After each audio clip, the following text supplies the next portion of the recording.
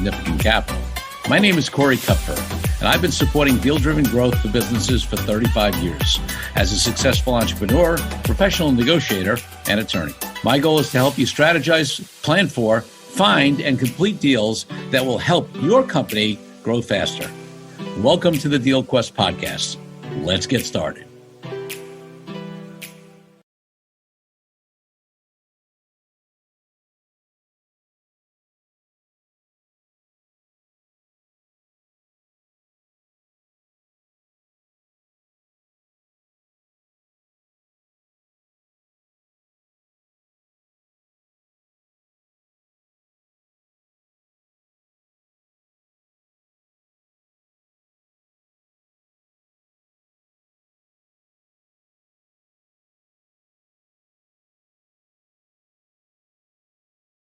Hello, Deal Quest community. Corey Kupfer here with another solo cast. And on this one, I'm going to be focusing on the RIA space and deal-driven growth, and specifically some conferences. There are so many conferences in this season, in the fall here, especially, now we're post-COVID, we're back into that conference season. But there are two in particular that I attended, and actually one that I didn't attend that I want to mention a couple things about. And I will say up front here that this may be a little unusual because I am going to be bringing lessons from two different M&A conferences that were run by two of the quality investment bankers in the space that are competitors with each other. But since so many of the themes were similar in terms of what's going on in the industry, and they were held a few weeks apart from each other, this is just the way I'm going to do it. Now, I will say that there's more than enough deals for everyone in the RIA space. Okay, there's so many deals going on, and both of these firms and other investment bankers in the space who we work with all have a lot of deals going on, and it's good to have some quality choices of folks, and both of these firms put on great conferences. One is Echelon Partners, who had their conference last month. And by the time this is released, it's probably going to be 2 months ago. Their conference was end of August. And then we have DeVoe and Company, who had their conference in September. DeVoe's conference was down in San Diego. Echelon's was in San Diego. DeVoe's was in Chicago. And, listen, some of the same folks on stage, some of the same folks in the audience, but definitely also different folks, right? And interesting to hear the themes. So let me talk about a few things. So first of all, at the Echelon conference, there was the 10th annual debate between Dan Seivert, who's the founder and CEO of Echelon, and Mark Tibergien, who anybody in this industry knows who Mark is, former head of Pershing, and now sits on boards, etc. Previous Morris Adams, all that kind of great stuff. And they do this thing every year, which is a lot of fun, where they take a number of issues. I think it was 6 or 8 this time, something like that, and they argue. They're assigned a side. So they make an argument which they may or may not, be aligned with, but they make an argument, a counter argument, in the space. And then, usually you hear afterwards what their real view is. And Dan does this cool thing where you get to vote on an online app and see who wins. And I will reveal that Mark Tibergien won this year to, I think, even the score of 5-5 on the 10 years of debates.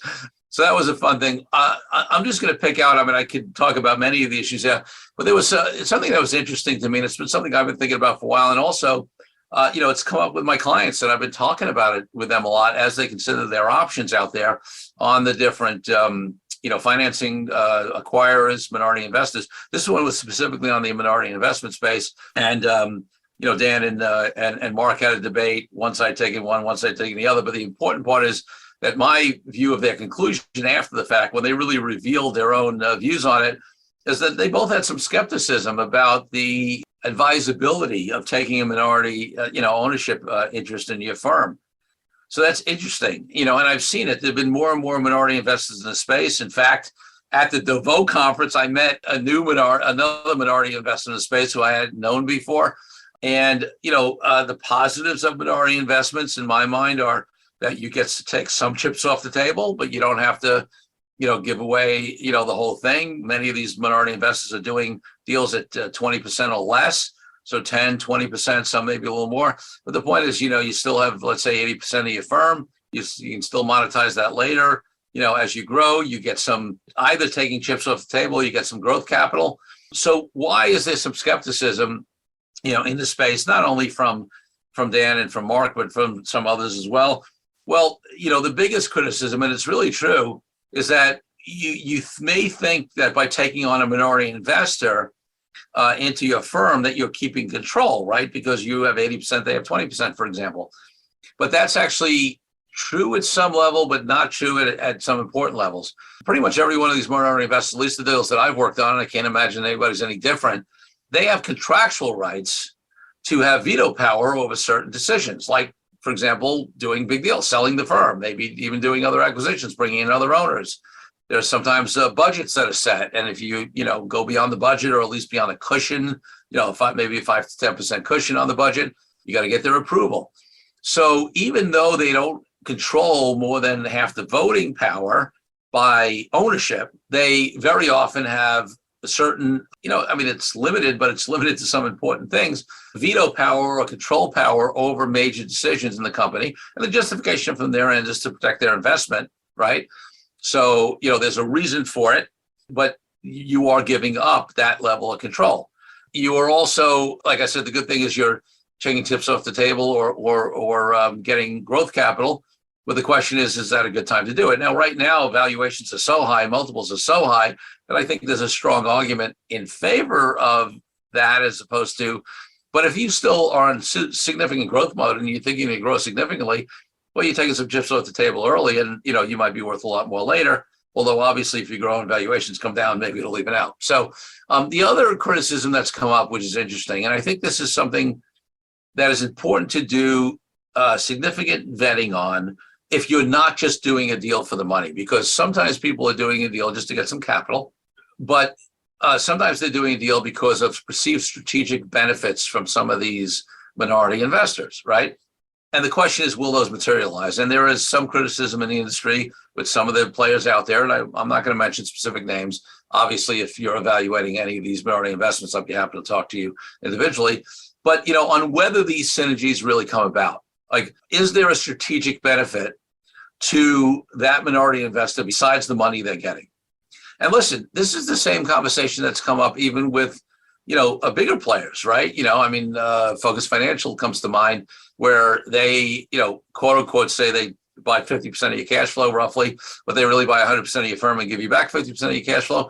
But there are some people who swear by strategic growth opportunities that Focus has helped them. Others, have been less satisfied. I've seen a number of firms grow on that platform, but others don't love the model. So, so it's not this criticism, concern, or at least level of vetting and due diligence you should do doesn't only apply to the minority investors, but it is there. And are you going to get those promised strategic benefits? And if you're not, is it still a good deal for you to do the money? So, in any case. Oh, and by the way, the last argument against the minority investors that I think was mentioned also at Echelon Conference was that, there's so many other financing options in the space, right? Lending options, and, people are providing money, which wasn't true, 10, 12 years ago.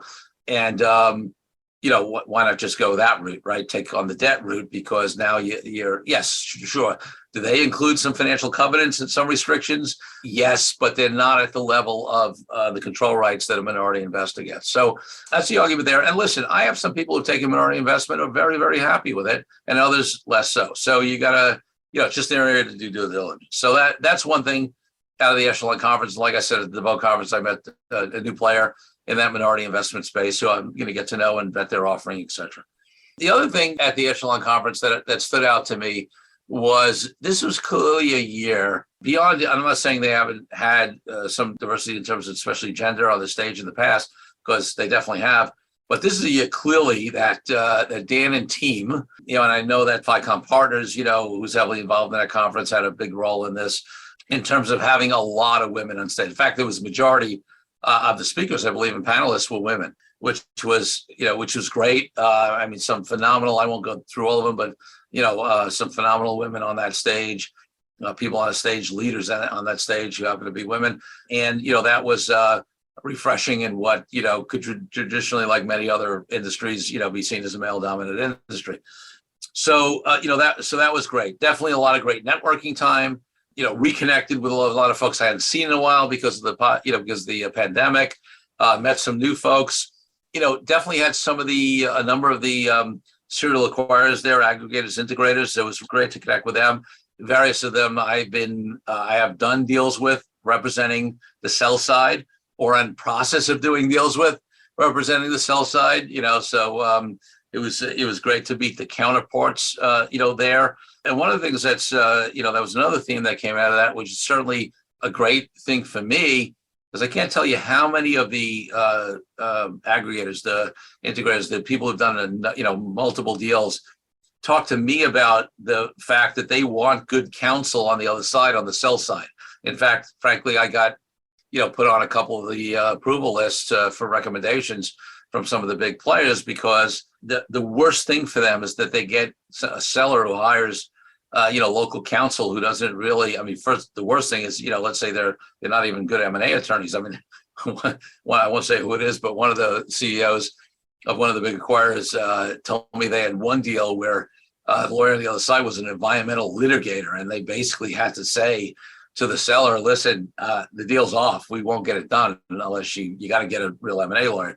But then on top of that, there are plenty of people who have a lot of M&A experience, but they don't know the industry, right?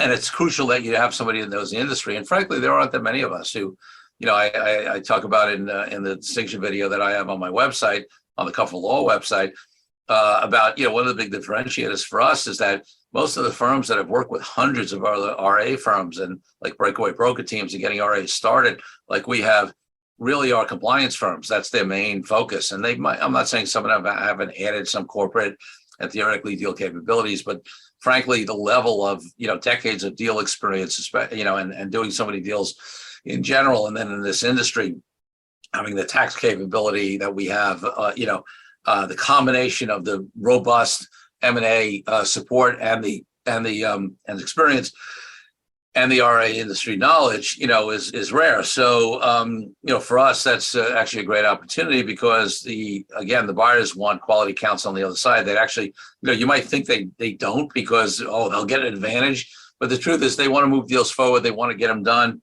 They're big players. They're ready to deal with quality counsel who's going to protect their clients. They're not looking to, most of these models, people are coming on and staying on, at least for a period of time. And certainly, G2, the next generation, maybe staying on for a while. They want them to be a partner. So they're not looking to screw people. So they want to move a deal along and get it done.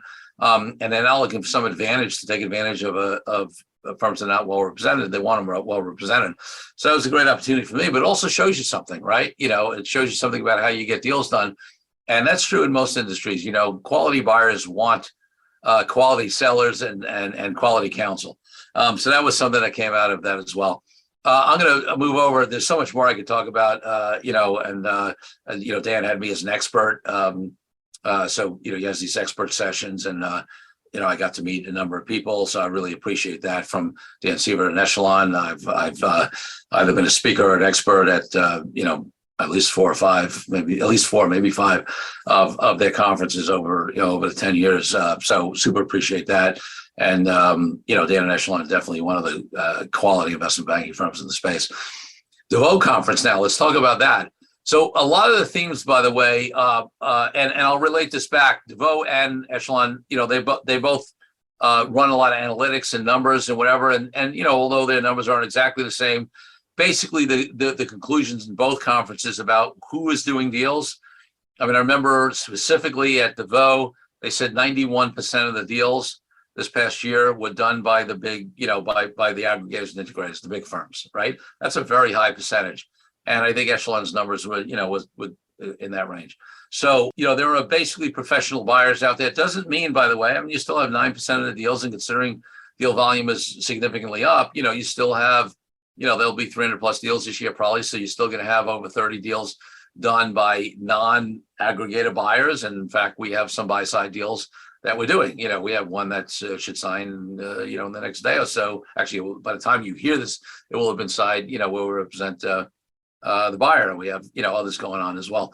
So don't be discouraged. You can be a buyer even if you're not one of the big aggregators, and there may be ways you can contrast yourself to them. But the full majority of deals are being done by these big aggregators, integrators that are most often venture backed. They have the capital, they have the professional management, they've got the deal teams, So that's definitely a consistent message we got at both conferences. And again, DeVoe's stat was 91% of those deals, which is very, interesting.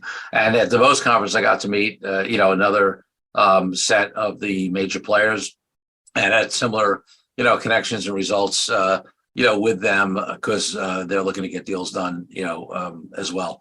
And I would say at the DeVoe conference, there were two aggregator panels, integrated aggregator panels, where they had a few people talking, and those are some of the best. They were really talked about. What I like was they spent a lot of time like talking about their particular models, their philosophies, who they're looking to attract, who are the best candidates for them.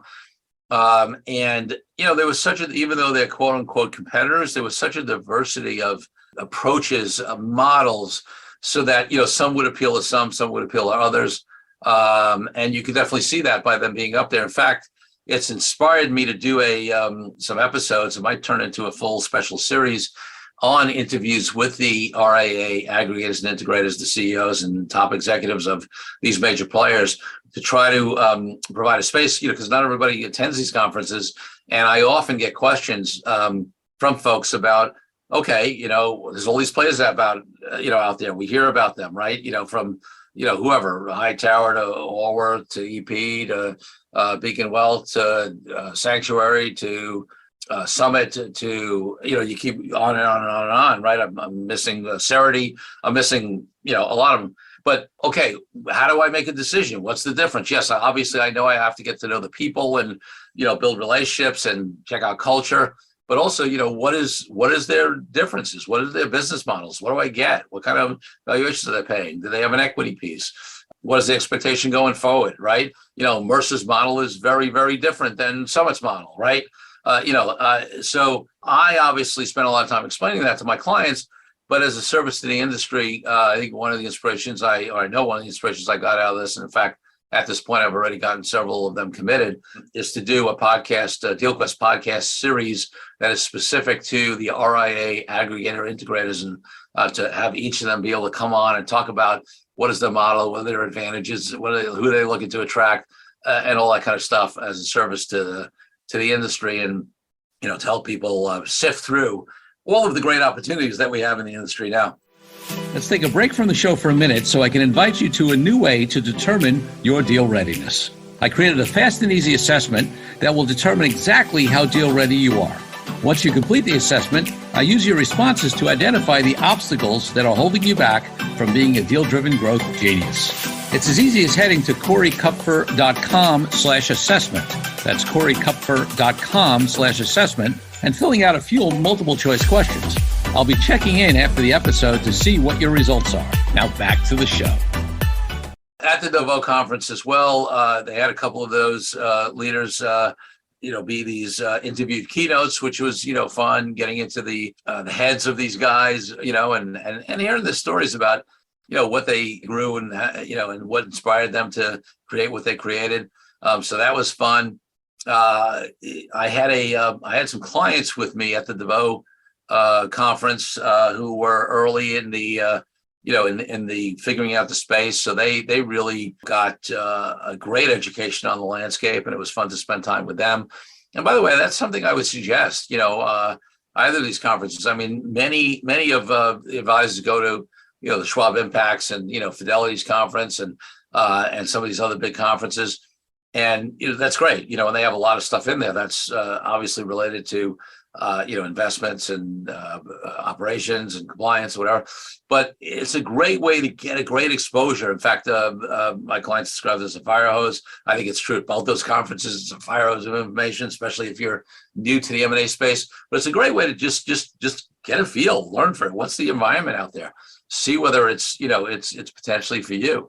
So I would definitely recommend that. At DeVoe, they also had some expert sessions that people can sit down and do. I wasn't an expert this year, but definitely have a good relationship with DeVoe and company, and we've done many deals together. In fact, Dave and I know each other from back when he was at Schwab. We used to do joint talks on succession and deals from back in the day. So listen, this is also for me. to be able to see where those folks are at, because I make recommendations, and I like to put different options on the table for my client. Listen, when an investment banker refers me, they'll usually put me in with a couple of other attorneys, right? Because no matter how good you are, whatever, not everybody, it's an important relationship. Not everybody meshes with everybody in the exact way, or likes their style, their approach, or their fee structure, whatever it is. So similarly, I will often put a few of the bankers on the table in the space, and certainly Echelon and DeVoe are two of them that we talk about. I will use this opportunity to talk about what I'm seeing. I mean, certainly Liz Nesvold, and who's now at Raymond James, sold Silverlane to Raymond James, is still a big player in the space. We got something going on with them. Advisor Growth Strategies, AGS, John Fury and Brandon Cowell, who I've traditionally seen as much more consultants in the space, on compensation, equity structures, have really gotten into the M&A space. We have several deals going on with them. There are other players in the space, the Mercers, the Park Suttons, and others who maybe we do a little less with. But that we're fortunate to have a number of quality players in the space, which gives options to clients. And like I said, there's so many deals out there that people will find the right fit, and I appreciate certainly DeVoe and Echelon are two of them. I'm going to quickly mention one of this other conference I mentioned that I wasn't at, which was called Future Proof, which came in between these two M&A conferences. It's interesting to me. I had heard about it, but it was the first year, and I had these other two. I'm not somebody who runs around at every conference in the industry. I've got a business to run and work to do and all that stuff. But I saw a lot of people posting about it afterwards, and conceptually, it just seemed like a great, fun event. I mean, it was basically billed as a investment advisor, wealth management sort of festival. So if you can imagine a music festival where it's outdoors and there are different stages and venues and food and whatever, like you'd have in a music festival, they created apparently that environment in the wealth space. And there's two things I want to say about that. Just judging from what I saw from the outside, not being there. One is I just like the innovation, right? I mean, listen, DeVoe and Echelon do a great job, sort of keeping it really tight, day and a half of content, usually like a dinner the night before. I like it. It's efficient. It's strong. The content's good. But many of these conferences, including those and what Impact and all these other conferences, are pretty typical models, right? You're in a hotel conference room, or you have sessions and they have breakouts in some of them you don't. This was a totally different model, and it looked kind of fun and cool. People were outdoors. They were, casually dressed. And the other thing that I think is so innovation and trying different things and attracting different people, I think is a great lesson, right? Whether it's whatever business we're in. The other thing that I heard and saw from the reports is that it attracted a younger crowd, which I think, especially in this industry, is absolutely crucial. I mean, if anybody knows, and listen, it came up at the conferences at DeVoe and Echelon about next gen, right? And and the industry continues not to do a great job of bringing in younger folks, bringing in more diversity, that kind of stuff. Well, if you have something that's maybe more appealing, to young folks, right? Like an outdoor music festival type environment.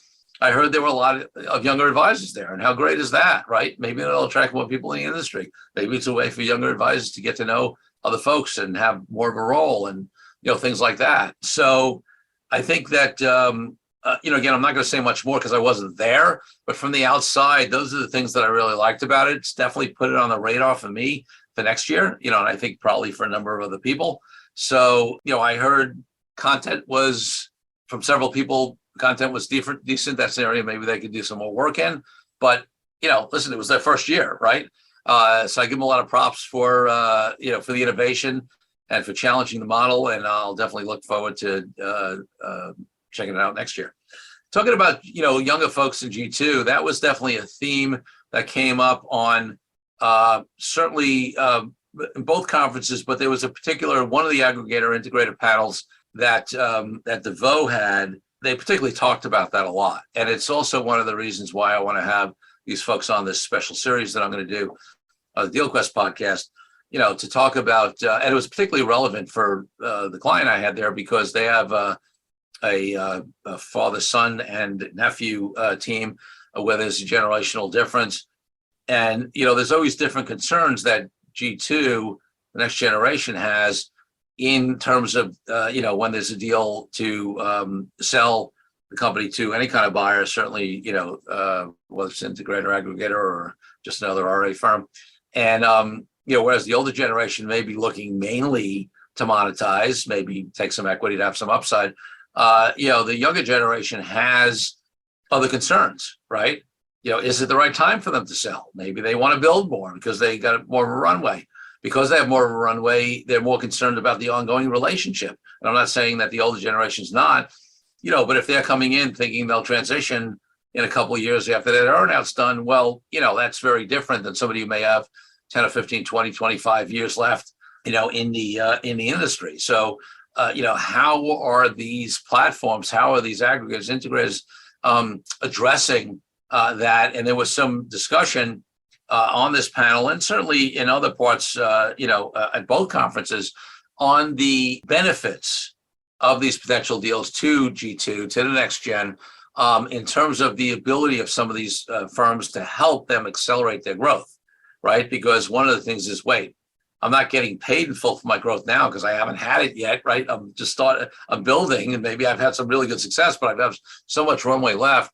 Well, if the firm you join can help you accelerate that growth, right? Because they have marketing programs that may be bringing clients and send them to you, or because they're freeing you up by taking over a lot of the back and middle office and admin and compliance stuff that maybe you spend some time on, and now you're freed up to really go out and get more clients and service them better.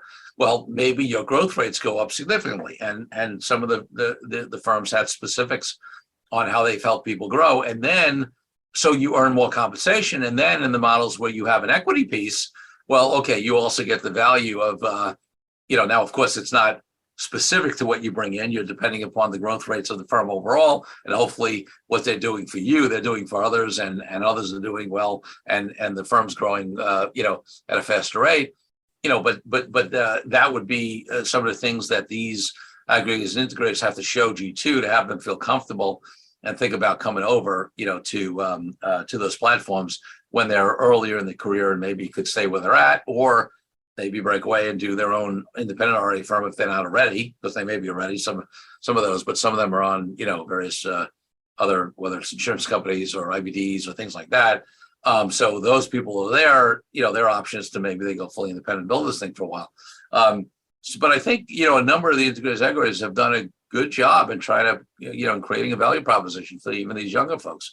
So that was evident at the conference, and again, that'll be a theme of the special series that I'm about to do with these leaders of the integrators and aggregators. That's also, I keep saying integrators and aggregators, and that was also something that came up about, I think it was mainly at the DeVoe conference, about, well, what is the difference between an aggregator and an integrator, right? And although some of the models are hybrid, at a very fundamental level, there are firms out there that fully integrate. I mean, take a Mercer, right? A Mercer's one brand, right? You come into the Mercer brand. They also have, very specific ways, investment philosophies, approaches, systems that they want you to roll into, right? And there are advantages to that in terms of the ability to scale and consistency and building the value of one brand, right? There are other models, right, out there that, Summit's one of them. There are, a number of others where you can keep your own branding, right? Focus Financial does that, for example, people have their own branding, and they're really aggregators, and there may not even be as much synergy in terms of cost savings or things like that, but they do still integrate certain things. So that's why there's always often they're integrating some, financial back office, compliance, tech, things like that.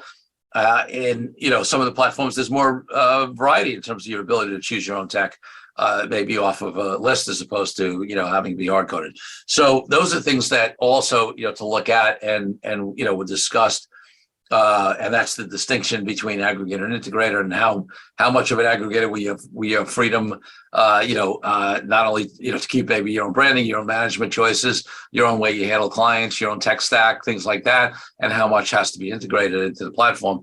Whether it's in any of those categories is always an interesting take and something that you should be looking at. At both conferences, one of the best, and I find this true these days in almost any conference that I'm at.